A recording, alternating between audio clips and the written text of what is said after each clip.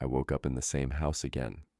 Not my own, but the one from before. The house that only existed in this dream. Its yellowed wallpaper curled like parchment. A single light bulb swayed gently overhead, even though there was no wind. Dust hung in the air, like it was frozen in time. But I didn't need to look outside to know what was happening. I could already hear it, a deep, thunderous boom, boom, each one like the heartbeat of the earth itself, not natural, not human, familiar. He was back. The monster. The same one from my last dream, the one that had towered over the town like a living building, roaring smoke and chaos into the sky, the one I tried to fight, with a sword that shouldn't have existed, the one who crushed me like an insect. I lost that fight. I woke up gasping for breath, convinced my ribs were still broken. But this time, I was ready. The windows began to rattle. Distant screams grew louder. The sky outside flickered between sickly blue and violent red. Somewhere down the street, car alarms went off and never stopped. I opened the front door. The nightmare had already begun. People flooded the streets again, faces twisted in panic. One man shoved past me, eyes wide with blind terror. "He's back! Run!" he screamed. Others were shouting, scattering.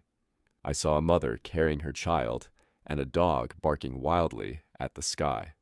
Then I saw her, Emily. She sprinted up to me, out of breath. "We have to go," she said, grabbing my arm. Her eyes searched my face. "It's the same monster, isn't it? Like before?" "Yes," I said slowly, but I didn't move. "What are you doing? Don't just stand there. Come on." I shook my head, number not this time, and I walked the other way. I didn't run. I didn't search for a weapon. I simply followed the sound of the approaching nightmare, deeper into the heart of the town. People screamed past me. Emily called out behind me once more, but I didn't turn around. And then, at the end of the street, he appeared. The same monster, larger than any building, dwarfing even the tallest rooftops. His body was covered in overlapping, jagged scales the color of a brewing storm, dark gray, almost black, edged in glints of deep blue like oil on water. His head was shaped like a dinosaur, but wrong, too sharp, too angular. His glowing amber eyes cut through the haze. His nostrils flared with heat. His tail dragged behind him like a crumbling wall, carving trenches through the streets. Each step he took cracked the earth beneath him. And when he saw me, he stopped. For a long moment, he didn't move. He just looked down at me, not as an enemy, but as someone he remembered. I saw it in the way his head tilted, the slow blink of recognition. He knew me.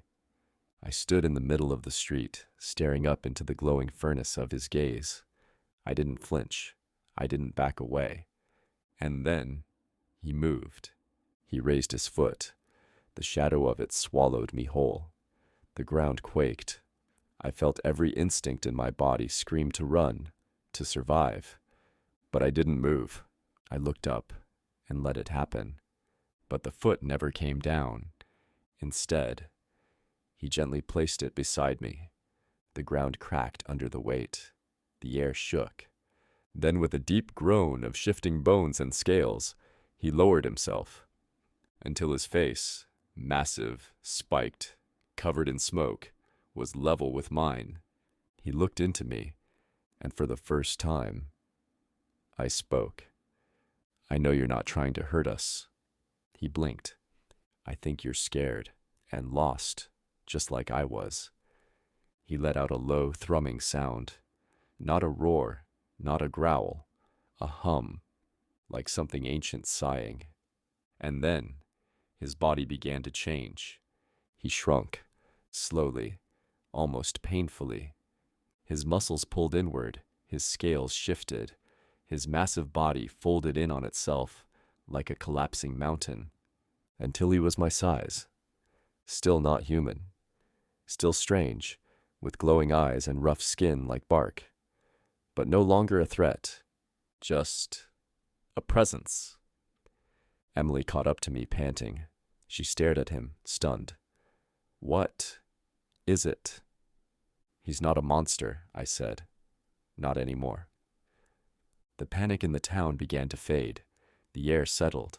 The streets no longer echoed with screams. We walked together, the three of us, down the empty streets, the chaos left behind. We didn't speak much, but we didn't need to. He tried to mimic birds. Emily taught him how to high-five. He laughed, a strange bubbling sound like boulders rolling underwater. At one point, he picked up a crushed street sign and wore it like a crown.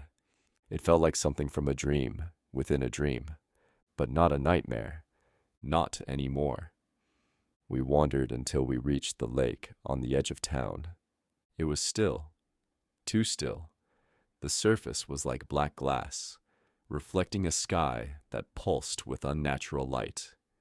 He splashed into it like a child, sending up arcs of water. Emily kicked her shoes off and joined him, laughing. He splashed back. I stood on the shore, smiling. For a moment, it was beautiful. Then the water rippled. Without warning, something burst from the depths. A massive alligator, bloated and monstrous, its body slick with rot and dream slime, its eyes empty white. It lunged at me with gaping jaws.